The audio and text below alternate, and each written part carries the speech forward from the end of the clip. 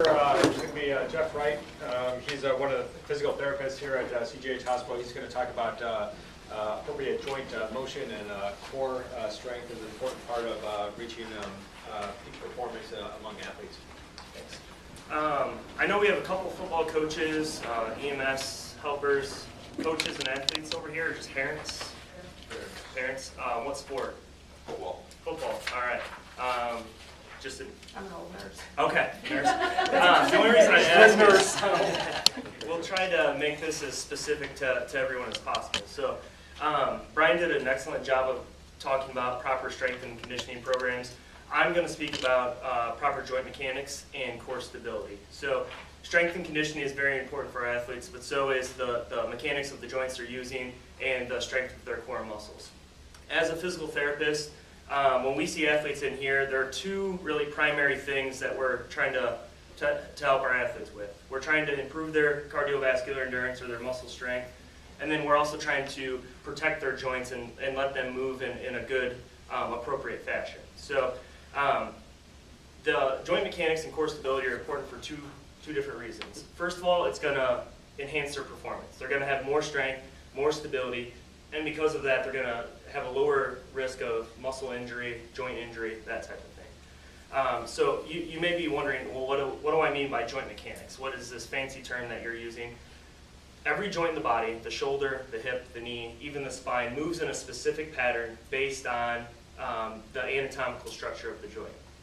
So my brother Tim, I talked to him in coming today, he's going to be my guinea pig, and we're going to go over three different joints of the body. We're going to look at the shoulder, the knee, and then we'll look at the spine. And we'll go over what good joint mechanics look like and then what bad joint mechanics look like, just so you can get an idea and maybe instruct your athletes in a couple different things. So first we'll look at the shoulder.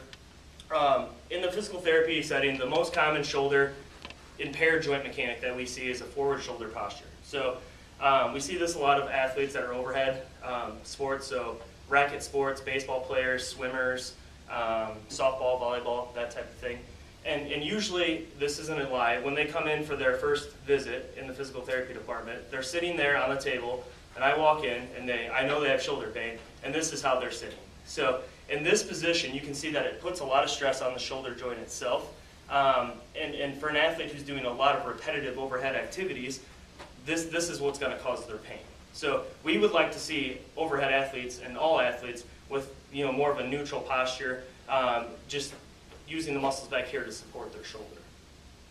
With regards to the knee, what we see most commonly in the athletes that come in with knee injuries is what we call the knee together position. It's very, very common in young junior high athletes, and then in high school we see it most with female athletes. So what we see, we have the athlete do a squat or a jump, and the first thing you see their knees do as they bend is that they pinch together. So go ahead and squat down. So they squat down, knees come together, and then you have them do a secondary test. So let's say hop on one foot, hop with both feet, and this motion's even exaggerated more. So knees come together as they squat down, and then they jump, knees go apart, they land again, knees come back together. All that stress through the knee joint is what's going to cause that injury. As Brian talked, Dr. DeFranco talked, and even Andy talked, during practice, athletes are doing more. They're there for 2 hours, 2.5 hours. During the game, they're not playing every play. They may only play a half or a quarter. So the likelihood of this type of injury during an athletic game may be a little bit lower than in practice, where you're having to do repetitive squatting, repetitive jumping, that type of activity.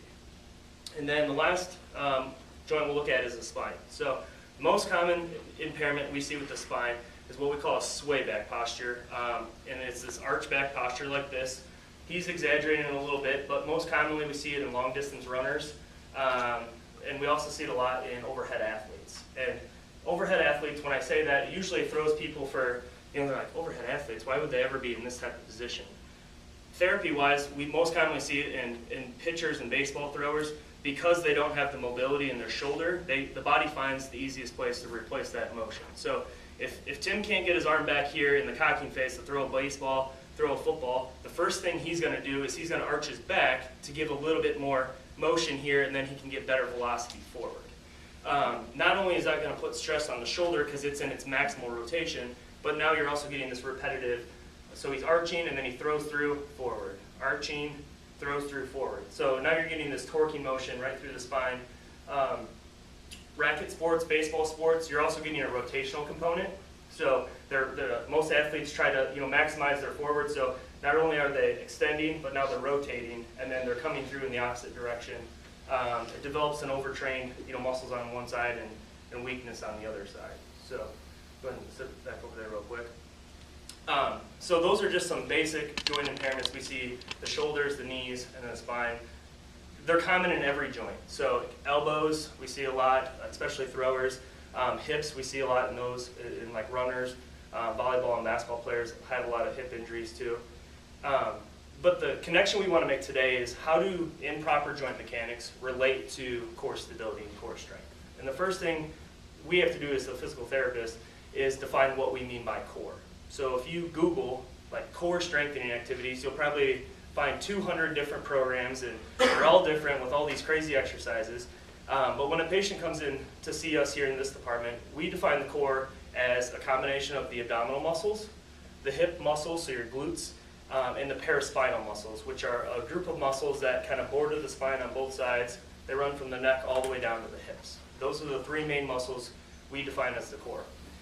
In overhead athletes, I would also argue that the parascapular muscles, and those are muscles that attach your shoulder blade to the rest of your trunk, should be included in part of those core muscles, because that's where all that strength and stability is coming from when you're throwing the ball or swinging the racket or even swinging the baseball bat.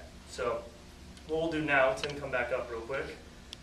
We'll kind of go over those three joints we talked about and then where the weakness is in the core muscles. So we know the impaired mechanics, now let's see how we fix it. Forward shoulder posture. Most commonly this is going to come from a weakness in the parascapular muscles. Those are the muscles that attach Tim's shoulder blade to the rest of his trunk. So we want to strengthen here to get him more into this position right here. That's going to take a lot of stress off his little rotator cuff muscles of the shoulder and put a lot more demand on the mid-back muscles. It's going to help prevent injury in the shoulder and enhance his velocity and performance during overhead sports.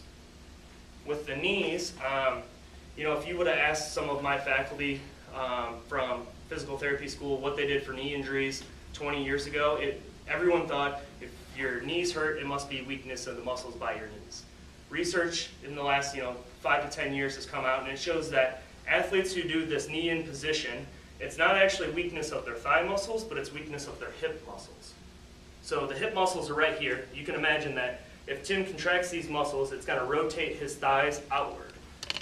For female athletes or athletes who do a lot of repetitive jumping, if they have weakness here, the first thing you'll see, they go to take off, they pinch their knees together, then they jump, the knees go back to normal alignment, and then what's probably worse is when they land. Because they land, the knees are the first thing that go together because they don't have the stability here.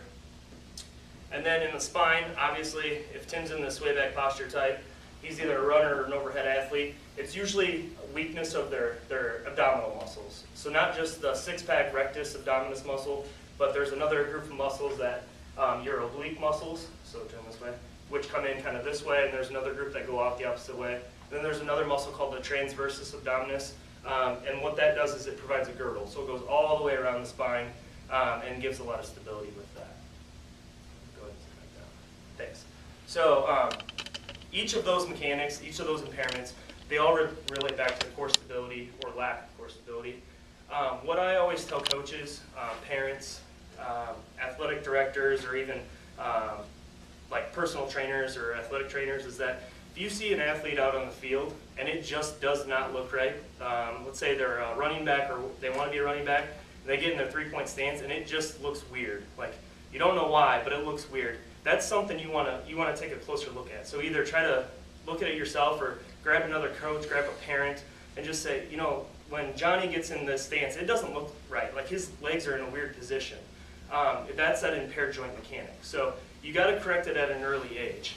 Junior tackle coaches, parents, or any sport really. YMCA basketball, some of the park league basketballs, or volleyball. You got to correct it early. If you don't develop these habits in the kids when they're 4th grade, 5th grade, 6th, 7th, then they're not going to change their freshman year. You can't just say, oh, start doing this and it'll magically get better. So address it early, prevent those bad habits from starting. Within your folders, There's a single page handout, has 12 different exercises on it, and those exercises are the typical core strengthening exercises that we use to strengthen the abdominals and strengthen the hip muscles when someone comes in to the physical therapy department for an injury related to those.